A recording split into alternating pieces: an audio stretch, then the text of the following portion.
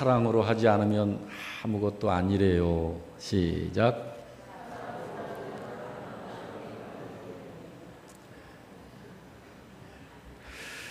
우리가 지금 하나님의 성품인 사랑을 살펴보고 있습니다. 그 사랑을 아가페 사랑, 하나님의 사랑이라고 그럽니다.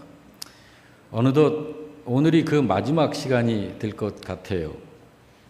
우리가 그동안 계속해서 성경이 말씀하는 사랑을 살펴본 이유는 여기 1절에서 3절의 말씀 내용을 알기 때문에 그렇습니다.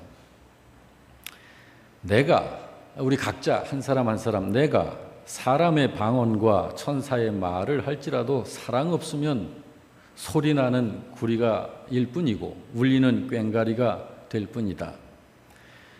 내가 예언하는 능력이 있어 모든 비밀을 알고 모든 지식을 알고 또 산을 옮길 만한 모든 믿음이 있다 하여도 사랑이 없으면 아무것도 아니고, 내가 내게 있는 모든 것으로 구제하고 또 내 몸을 불사르게 내준다 할지라도 사랑이 없으면 내게 아무 유익이 없느니라.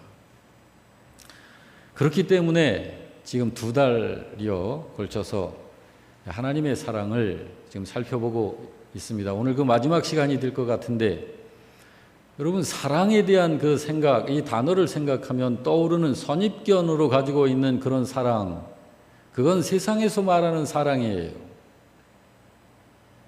성경에서 말하는 사랑, 이제 그것도 포함이 되긴 됩니다만, 우리의 생명처럼 소중한 중요한 사랑은 세상 개념으로 이해되어지는 그런 사랑은 우리의 생명과 그렇게 관계없어요. 여기에 말씀하고 있는 이 사랑이 성경에서 말씀하는 사랑이에요.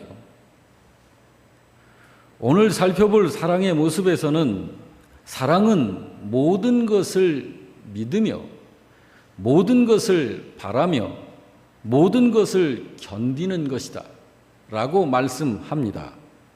오늘도 하나씩 살펴보면서 은혜를 나누겠는데, 13번째 요소가 모든 것을 믿는 것이 사랑의 모습이다 그래요. 이 말씀을 바르게 잘 이해를 해야 해요. 그냥 이 말씀만 딱 떼어놓고 들으면 큰일 납니다. 그냥 모든 것을 믿는다면 엄청난 문제가 발생되죠. 예를 들어서 고양이는 생선을 좋아하는데 고양이한테 생선을 맡기면서 그냥 믿으면 큰일 나죠. 여기 모든 것을 믿는다는 것은 그냥 믿음을 가리키는 게 아니고 모든 것에서 근거와 목적이 분명한 믿음을 말하는 거예요. 많은 신자들이 매우 무모한 시도를 하는 것을 능력 있는 믿음, 큰 믿음이라고 생각을 하죠. 이 커봐, 내가 예수를 큰 믿음으로 믿으니까 내가 손을 놓으면 너 거기에서 떠 있어, 공중에 떠 있어, 미심 하고서 그렇게 해서 이걸 띄웠다. 그럼 그걸 큰 믿음이라고, 그걸 대단한 믿음인 것으로 생각을 하는 요소들이 있죠. 그래서 신자들을 보면 모험적인 신앙생활을 해요. 튼튼한, 강철보다도 더 강력한 확신하는 신앙생활을 하는 게 아니고 모험적 신앙생활을 해요. 모험적 신앙생활은 어느 때 나오죠? 잘 모를 때 나오는 거예요. 그리고 모험적 신앙생활을 하면서 그것이 잘 믿는 것으로 생각을 해요. 아닙니다. 성경에서 말씀하는 믿음은 믿음의 내용이 분명한 거예요. 알고 믿는 것입니다. 알고 행하는 거예요.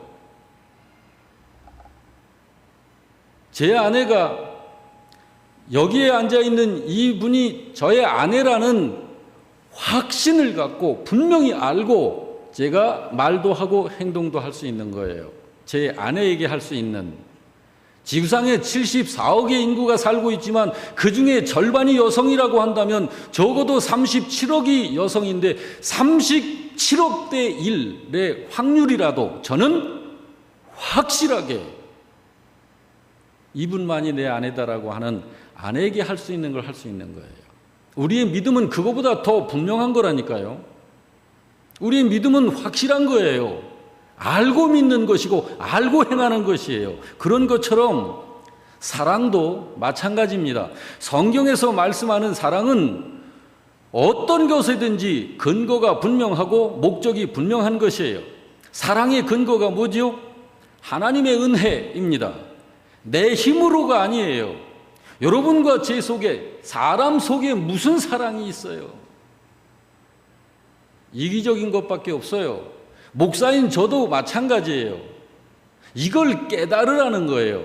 하나님께서 성경을 통해서 사랑의 근거, 성경에 말씀하는 이 생명을 살려내는 이 하늘에 속한 믿음의 주인이신 그분에게 있는 그 사랑은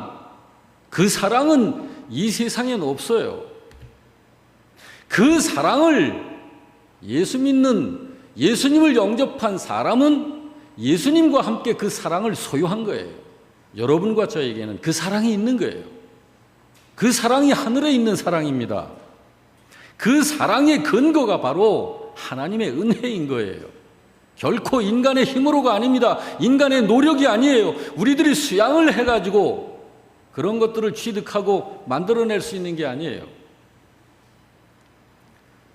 사랑해야 하는 목적은 뭔가요? 하나님의 영광입니다. 사랑해야 하는 목적, 하나님의 뜻을 이루는 것, 그리고 사랑하는 방법은요, 믿음으로. 사랑하는 방법, 믿음으로. 믿음을 조차 하지 아니하는 모든 것은 전부 다 죄악이다. 성경 로마서에서 분명히 말씀하고 있지 않습니까? 사랑, 무조건 부드럽게 하고 그냥 양보하고 내 거 희생하고, 여러분 그것을 믿음으로 하지 않으면 그것은 아무것도 아니래요. 사랑으로입니다. 그러므로 그 사랑은 첫째, 모르고 그냥 무턱대고 하지 않습니다. 알고 합니다. 지혜롭게 합니다. 그 결과가 얼마나 아름다운지를 알고서 하는 거예요. 그러니 그 가치가 얼마나 대단하겠어요. 예를 들어서 그 사랑을 신자가 이 세상에서 하는 것이니까, 여러분 다 알고서 하는 사랑이기 때문에 상대편의 죄를 그대로 봅니다.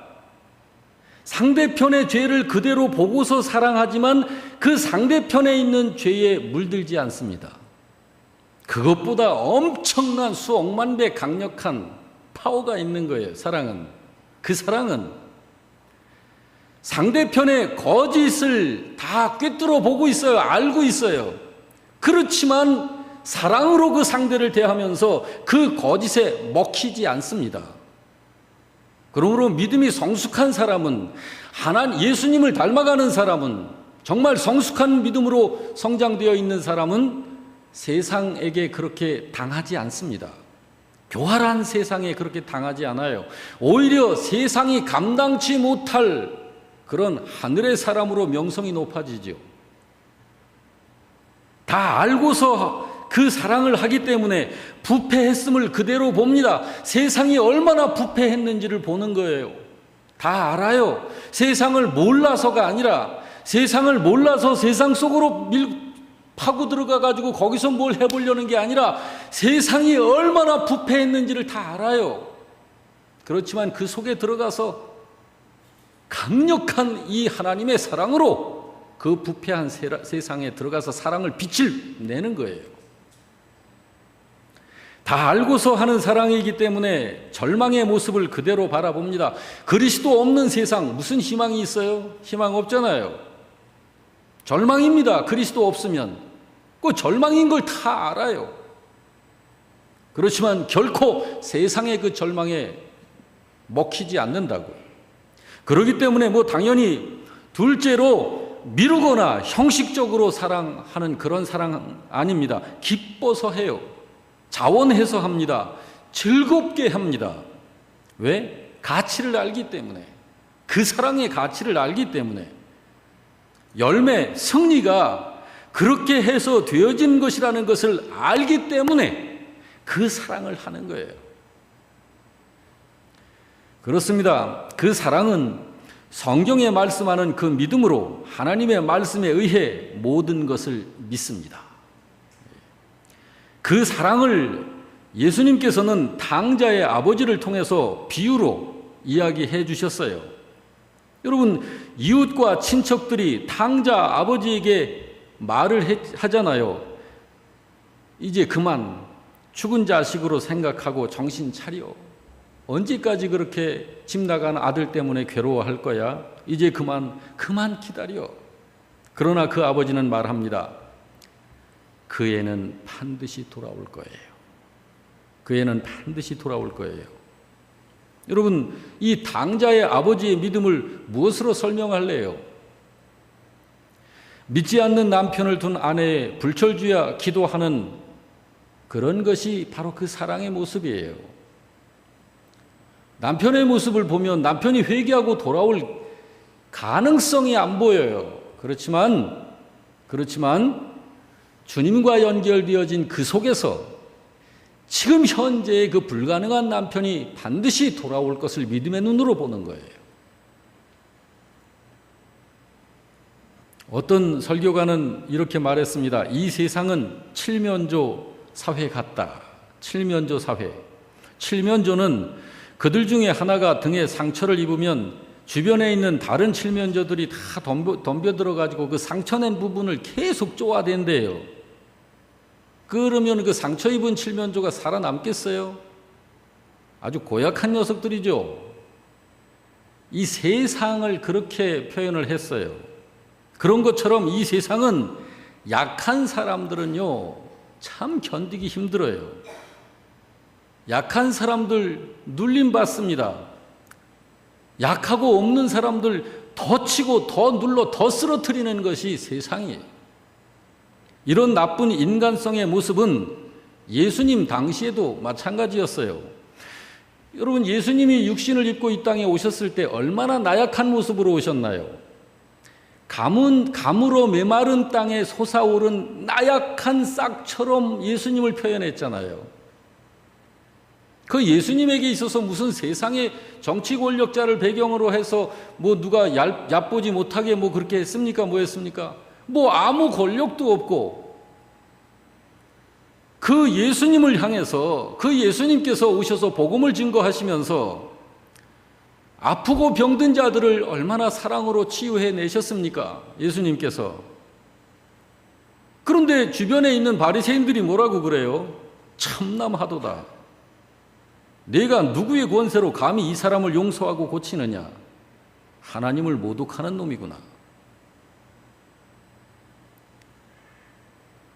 아닙니다, 여러분.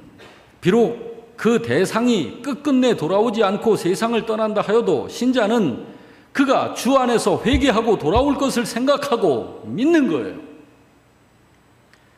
그렇습니다. 사랑은 모든 것을 믿습니다. 그러나 그냥 믿는 게 아닙니다. 다 알고 믿는 거예요. 그 믿음으로 모든 것을 믿는 것입니다. 저는 이미 이제 하나님의 부름을 받으셨지만 저의 장모님을 참 자주 생각해요. 저희 장인 어른이 신앙이 없으셔요. 총각 때. 근데 저희 장모님은 모태신앙이시고 예쁘셨습니다. 이 동네 총각이, 옆 동네 총각이 제 아가씨인 우리 장모님을 보고서는 한눈에 반했나 봐요. 그래가지고 용기를 내서 찾아와가지고 딸을 달라고. 그러니까 집에서 조건을 내건 것이 하나의 조건입니다. 예수 믿지 않으면 우리는 어떤 사람에게도 우리 딸을 줄 수가 없네. 예수 믿으면 줄라네. 그래가지고 그 다음 주부터 그분이 교회를 나왔어요. 그래서 이제 이 혼사 문제가 이렇게 진행이 되면서 결국 혼례를 치렀습니다.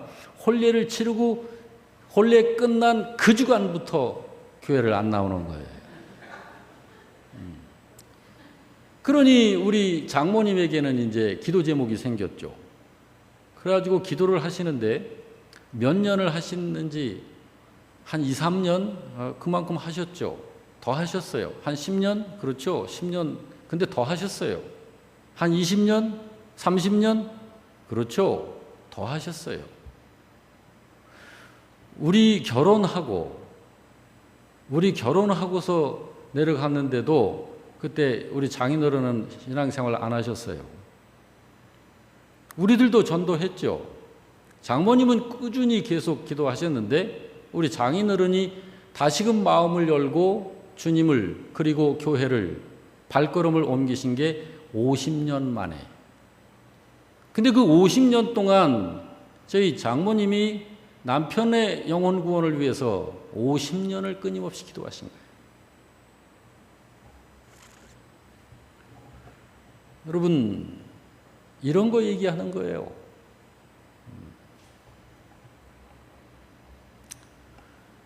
요즘에 날씨가 너무 덥고, 요즘 좀 선선해지어서 참 너무 감사한데, 정말 숨이 막히도록 덥지 않습니까?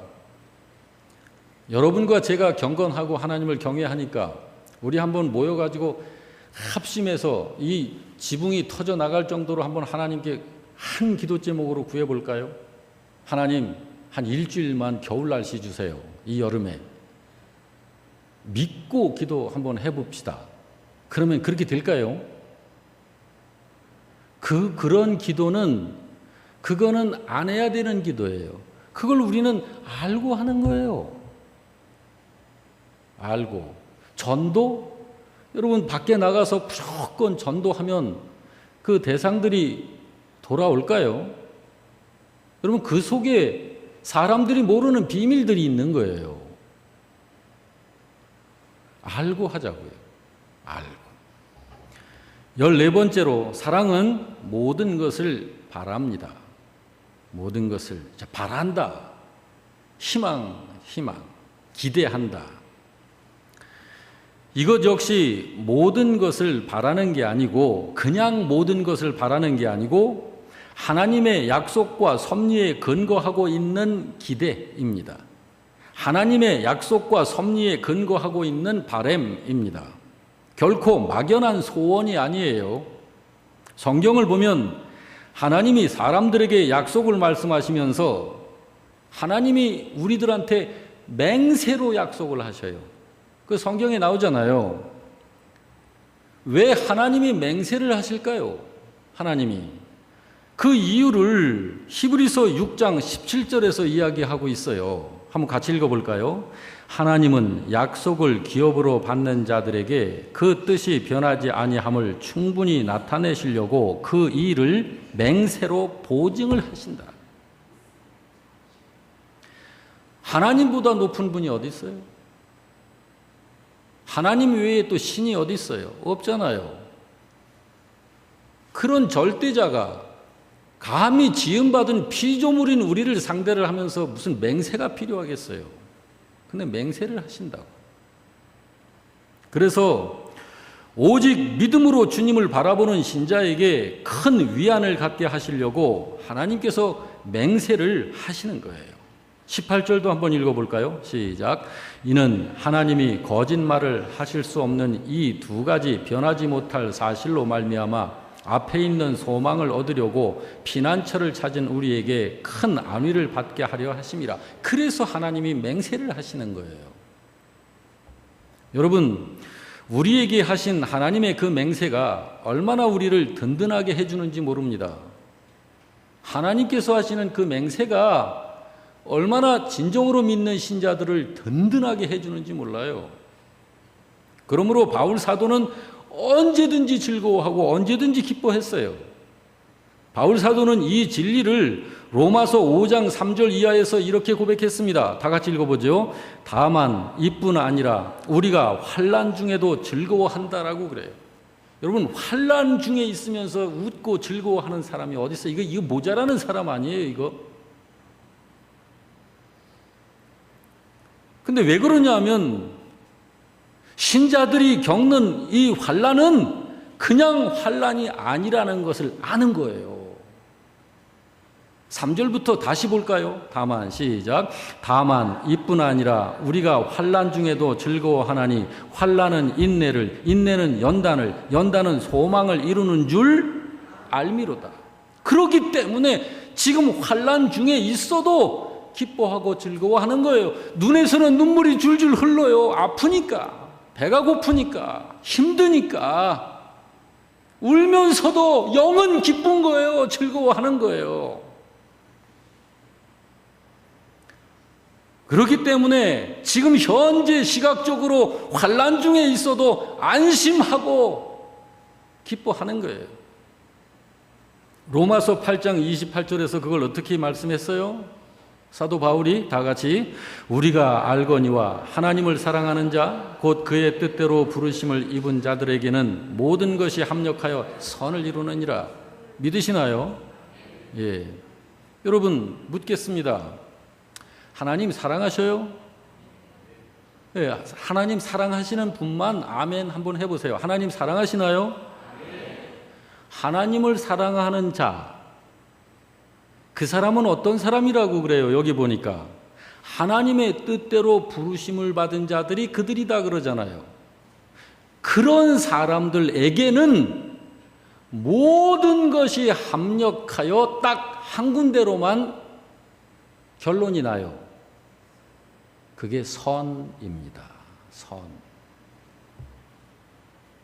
지금 저에게 있어서 제가 뭐 예를 들어서 어떤 몸에 아주 그냥 좀 무서운 병이 걸렸다고 합시다. 그렇다 할지라도 그것이 나를 하나님의 그 생명줄에서 못 끊어 놓는다고. 반드시 선을 이루어요. 여러분 그 예를 하나님께서는 스데반 집사를 통해서도 보여주셨잖아요. 예루살렘 교회 스데반 집사의 그 믿음을 얼마나 온 교우들이 그 믿음을 인정했잖아요. 스데반 집사님. 집사신데 그가 하는 일이 나가서 복음을 말해, 복음을 전해. 듣는 사람들이 돌을 들어가지고 스데반 집사를 때리잖아요. 맞으면서도 예수 그리스도의 복음을 증거하니까 여러분 서기관들, 바리새인들, 대제사장들 이 사람들이 하는 일이 뭐죠? 성경 관리하는 일들을 하잖아요. 그런데 자기들이 사용하고 있는 이 성경을 통해서 구원자 메시아를 증거한다고 스데반이. 그러니까 아주 그냥 미워 죽겠는 거예요. 돌로 쳐 죽이잖아요.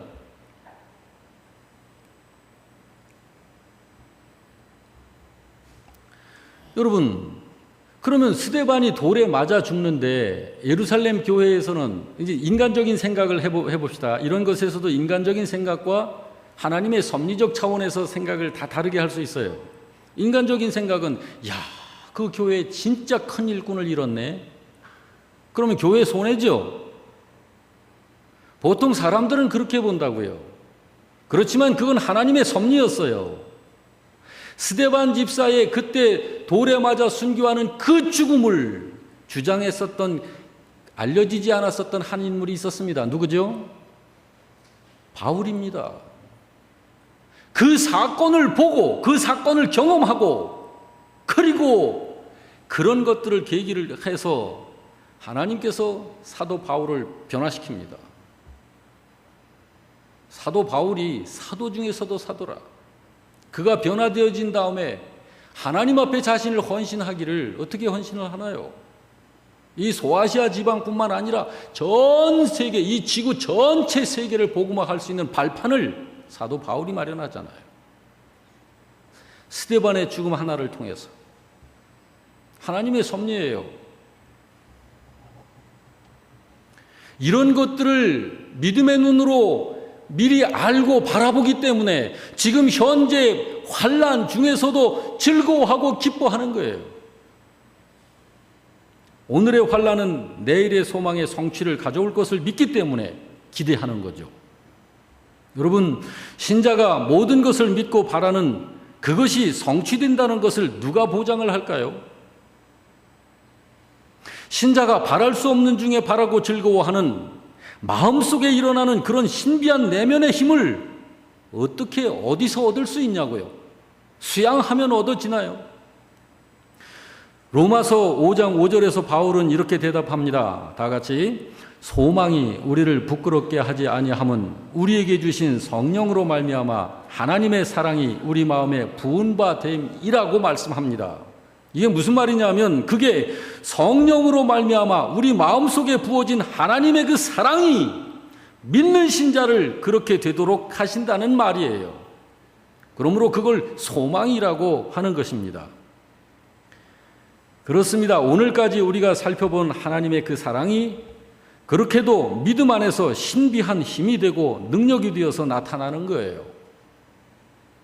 이 사랑을 성경에서 하나님께서 이 사랑을 분해해서 부속품 하나하나를 보여주면서 이것이 사랑이야 그러면서 이것이 조합되면 이것이 사랑인 거야, 온전한 사랑인 거야 이렇게 보여주는 그 사랑을 우리가 간직하고 그 사랑으로 범사를 행할 수 있기를 바랍니다. 그래서 신자가 믿음 안에서 바라보는 그 소망, 그 바램은 죽음도 그걸 소멸시킬 수가 없는 거예요. 그것을 베드로전서 1장 3절 이하에서 말씀을 하고 있죠. 우리 주 시작. 우리 주 예수 그리스도의 아버지 하나님을 찬송하리로다. 그의 많으신 긍휼대로 예수 그리스도를 죽은 자 가운데서 부활하게 하심으로 말미암아 우리를 거듭나게 하사 산 소망이 있게 하시며 썩지 않고 더럽지 않고 쇠하지 아니하는 유업을 잊게 하시나니 곧 너희를 위하여 하늘에 간직하신 것이라 했습니다. 여러분이요, 예수를 믿는 우리가 하나님의 말씀 안에서 믿고 바라는 그 소망처럼 분명하고 확실하고 영원한 것은 어디에도 없어요. 그건 어디에도 없는 겁니다. 그래서 히브리서 기자가 뭐라고 했는지 아세요? 히브리서 6장 19절에 다 같이 우리가 이 소망을 가지고 있는 것은 영혼의 닷 같아서 튼튼하고 견고하여 휘장 안으로 들어간다라고 했어요. 우리에게 있는 바로 그 사랑이 우리 영혼의 닷이 되어서 하나님과 연결시켜 위험에 빠지지 않을 뿐만 아니라 보장을 한다라는 거예요. 생명을 보장을 한다. 그것이 사랑이에요.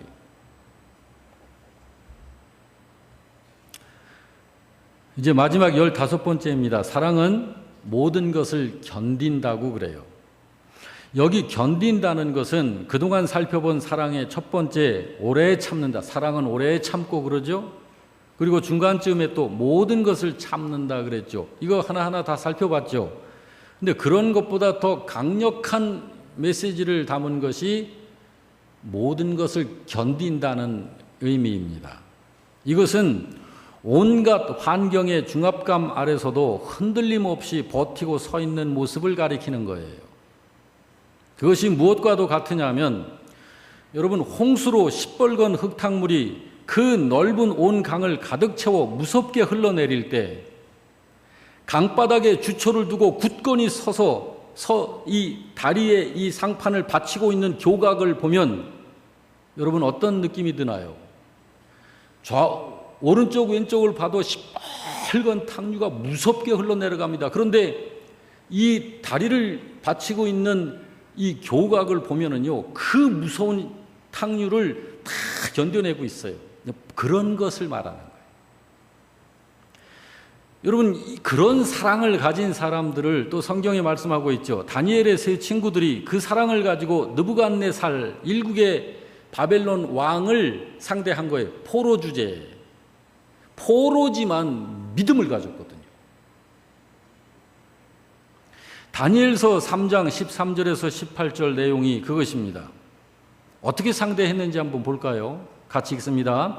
느부갓네살 왕이 노하고 분하여 사드락과 메삭과 아벳느고를 끌어오라 말하매 끌어온지라 이제라도 너희가 내가 만든 신상 앞에 엎드려 절하면 좋거니와 너희가 만일 절하지 아니하면 즉시 너희를 맹렬히 타는 풀무불 가운데 던져 넣을 것이니 능히 너희를 내 손에서 건져낼 신이 누구이겠느냐 하니 사드락과 메삭과 아벳느고가 왕에게 대답하여 이르되 느부갓네살이여 우리가 이 일에 대하여 왕에게 대답할 필요가 없나이다. 왕이여 우리가 섬기는 하나님이 우리를 맹렬히 타는 풀무불 가운데서 능히 건져내시겠고 왕의 손에서도 건져내시리이다. 그리하지 아니하실지라도 왕이여 우리가 왕의 신들을 섬기지도 아니하고 왕이 세우신 금신상에게 절하지도 아니할 줄을 알아라. 이 진리의 말씀에 자기 자신의 모든 걸 통째로 던진 거예요. 이 세 친구가, 다니엘의 세 친구가 가진 이 믿음이, 그 믿음이 바로 이 사랑을 갖고 있는 믿음이에요. 믿음을 위협하는 그 어떤 것 앞에서도 모든 것을 견뎌내는 이것이 바로 그 사랑이에요. 사랑은 부끄럽고 얼굴 빨갛게 만들고 하는 그런 게 아니고, 그게 세상에서 해석하는 세상 사랑, 에로스적 사랑의 개념인 거예요. 성경에서 말하는 사랑을 그 개념으로 이해하려고 하면 안 돼요. 성경에서 말하는 이 생명의 사랑은 바로 이거라고요.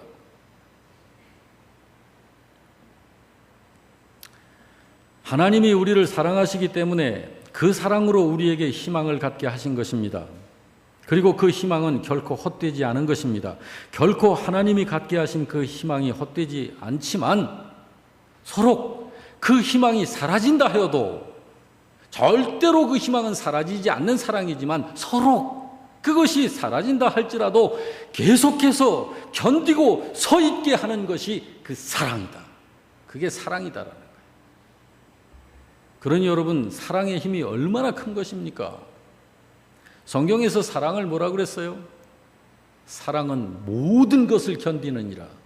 사랑은 모든 것을 덮어주느니라. 믿음 얼마나 중요합니까? 소망, 우리에 대한 부활의 소망, 하나님 나라에 대한 소망 얼마나 중요합니까? 그거 빠지면 우리 뭐가 있어요? 아무것도 없어요. 세상에서 가장 불쌍한 자들이에요. 안 믿는 자들보다 더 불쌍한 자들이에요.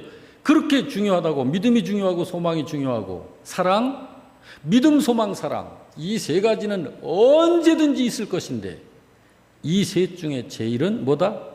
사랑이다. 이 셋 중에 제일은 사랑이다. 그러므로 여러분, 눈을 이렇게 개심치하게 뜨고 쳐다보는 걸 사랑이라고 그렇게 이해하지 마시고, 성경에서 말씀하시는 인격적인 이 사랑을 사랑으로 우리들이 간직해야 해요. 이 세상 무엇보다도 강하고 힘있고 능력이 있는 것이 사랑입니다. 사랑은 결코 죽지 않습니다. 사랑은 마지막이라는 선언을 받아들일 줄 모릅니다. 사랑은 모든 것을 견딥니다. 그 어떤 상처도 사랑은 견딥니다. 그 어떤 실패도 사랑은 견딥니다. 그 어떤 절망도 사랑은 견딥니다. 그 어떤 눈물도 사랑은 견딥니다. 그 어떤 좌절도 사랑은 견딥니다. 히브리서 11장의 믿음의 사람들을 한번 볼까요? 35절 이하의 여자들은, 시작, 여자들은 자기의 죽은 자들을 부활로 받아들이기도 하며, 또 어떤 이들은 더 좋은 부활을 얻고자 하여 심한 고문을 받되 구차히 풀려나기를 원하지 아니하였으며, 또 어떤 이들은 조롱과 채찍질 뿐 아니라 결박과 옥에 갇히는 시련도 받았으며, 돌로 치는 것과 톱으로 켜는 것과 시험과 칼로 죽임을 당하고 양과 염소의 가죽을 입고 유리하여 궁핍과 가난과 학대를 받았으니, 이런 사람은 세상이 감당하지 못하느니라. 그들이 광야와 산과 동굴과 토굴에 유리하였느니라. 왜? 그 믿음이 있기에, 그 사랑이 있기에, 그 소망이 있기에. 세상의 그 어떤 것하고 바꾸어버리는 믿음 같은 거, 그런 믿음은 무슨 소용이 있어요? 그런 사랑 무슨 소용이 있어요? 여러분, 여기에 나열되어 있는 이들이 어떤 사람들이었는지 아시죠? 사랑의 사람들입니다. 이 사람들이. 여러분, 궁금하죠? 그들은 무엇 때문에 그 모든 역경과 불리한 상황과 억울함까지도 견딘 것일까? 주님에 대한 사랑, 그 사랑 때문입니다. 이제는 이 사랑으로 우리 각 가정으로 한번 들어가 봅시다. 이제 저를 또 예를 들게요. 저희 가정 안에는, 저에게는 가족이 있습니다. 배우자가 있고 우리 애들이 있고 우리 손주들이 있어요. 제가 우리 가족들을 위해서 무엇을 아까워할까요? 우리 가족들이 희생을 당할 이런 위험에 처했다 했을 때 어쩔 수 없어, 너는 그냥 좀 죽어야 되겠어 하고 이거 하나를 안 놓치려고 그러는 게 있을까요?